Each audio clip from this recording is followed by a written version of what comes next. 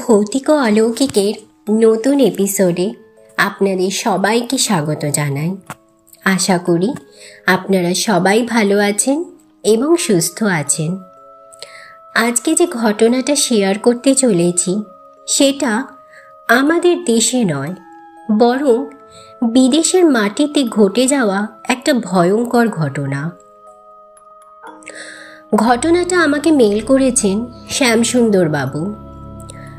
শ্যামসুন্দর বাবুর এইটা ছিল বিদেশে প্রথম একলা ভ্রমণ। তিনি সমুদ্র ভালোবাসেন, তাই পুরো ট্রিপটাই সাজিয়েছিলেন বিচ আর আইল্যান্ড হপিংয়ের ওপর।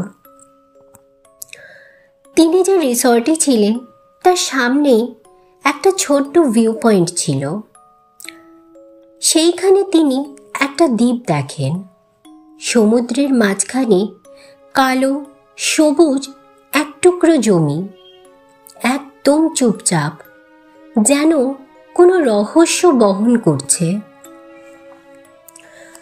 শ্যামসুন্দর বাবু রিসর্টের ম্যানেজারকে ওই দ্বীপটার কথা বললে উনি বলেন ওইটা সাইলেন্ট শোর, কেউ ওইখানে যায় না।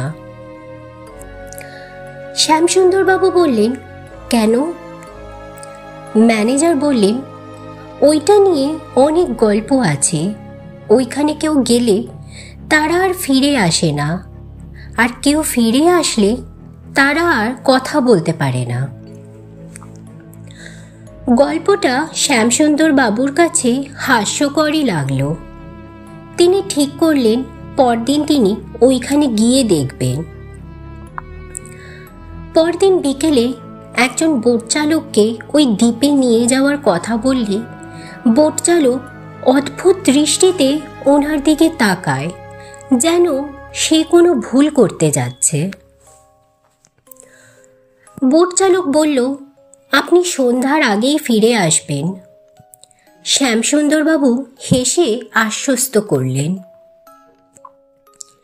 শ্যামসুন্দরবাবু যখন আস্তে আস্তে দ্বীপের দিকে এগোতে থাকলেন, তখন ওনার একটা অস্বস্তি হতে শুরু করল। তিনি দ্বীপে পৌঁছালেন। দ্বীপটা একদম চুপচাপ। ওইখানের বাতাসে একটা ভেজা কাঠ আর পুরনো লবণের গন্ধ। কোনো আওয়াজ নেই, কোনো মানুষ নেই, শুধু নির্জনতা, ভারী অস্বাভাবিক। সেইখানে দেখার মতো খুব জায়গা ছিল না, তবুও হাঁটা শুরু করলেন। মাটির ওপর শুকনো পাতা, ভাঙা কাঠের ঘাট আর একটা পুরনো সাইনবোর্ড ছিল, যার মধ্যে খুব আবছাভাবে লেখা, ডেঞ্জার, ডু নট এন্টার। শ্যামসুন্দরবাবুর মনে একটা অজানা ভয় হলো, তবুও তিনি এগোলেন। দু একটা পাথরের কাছে এসে দাঁড়ালেন। তার মনে হতে লাগলো একই জায়গা গোল গোল হাঁটছেন তিনি। মোবাইল বের করে দেখেন সিগন্যাল নেই। ঠিক তখনই ওনার ডান পাশে খট করে একটা শব্দ হয়। পেছনে তাকিয়ে দেখেন কেউ নেই, কিন্তু মাটিতে একজোড়া পায়ের ছাপ, যা মিনিট খানেক আগেও ছিল না। আস্তে আস্তে সন্ধ্যা নামছিল। হঠাৎ তিনি শুনতে পেলেন খুব ভাঙা, দুর্বল গলায় কোনো শিশুর কান্নার আওয়াজ। ভয়েই গলা শুকিয়ে গেল শ্যামসুন্দরবাবুর। তিনি দৌড়ে বোটের দিকে যেতে চাইলেন, কিন্তু দেখলেন বোট উধাও। সেইখানে কিছুই নেই। আস্তে আস্তে অন্ধকার নেমে আসলো। দ্বীপের মধ্যে এক অদ্ভুত কম্পন শুরু হলো, যেন মাটির নিচে কিছু নড়ছে। ঠিক তখনই তিনি শুনলেন, থামো, ফিরে যেও না। কণ্ঠটা মানুষের মতো নয়, মনে হচ্ছিল লম্বা সময় ধরে কেউ কথা না বলে তারপর এখন বলছে। শ্যামসুন্দরবাবু ঘুরে দেখেন কেউ নেই, কিন্তু বালির অপর আরেক জোড়া নতুন পায়ের ছাপ। ওনার হৃৎপিণ্ড থেমে যাওয়ার মতন অবস্থা।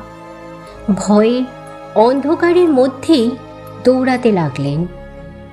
তার মনে হচ্ছিল কেউ তার পেছনে হেঁটে আসছেন। তার শ্বাস বন্ধ হয়ে আসছিল। তারপর সব অন্ধকার।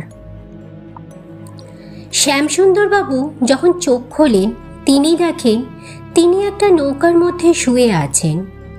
জেলের দল তাকে জল থেকে উদ্ধার করেছিল। ওই জেলেরা শ্যামসুন্দরবাবুকে বলে, ওই দ্বীপে কেন গেছিলেন? ওইটা বহু বছর আগেই সাইক্লোনে ডুবে গেছিল। ওইখানে কোনো মানুষ নেই, ওইটা বন্ধ জায়গা। ওইখানে গেলে সহজে কেউ ফিরতে পারে না। আপনার ভাগ্য ভালো, আপনি ফিরেছেন। শ্যামসুন্দরবাবু আজও ওই ঘটনা ভুলতে পারেননি। এখনও রাতে ওনার কানে সেই ভাঙা দুর্বল ডাক ভেসে আসে। শ্যামসুন্দরবাবু মনে মনে ভাবেন, পৃথিবীতে এইরকম অনেক জিনিসই আছে যা দূর থেকেই সুন্দর, কাছ থেকে নয়। এই ছিল আজকের ঘটনা। ঘটনাটা আপনাদের কেমন লাগলো আপনারা অবশ্যই কমেন্ট করে জানাবেন। যদি ভালো লেগে থাকে তাহলে একটা লাইক করে সবার সাথে শেয়ার করে দেবেন। চ্যানেলে নতুন হলে চ্যানেলটাকে সাবস্ক্রাইব করে আমার পাশে থাকবেন। সকলে ভালো থাকবেন। শুভরাত্রি।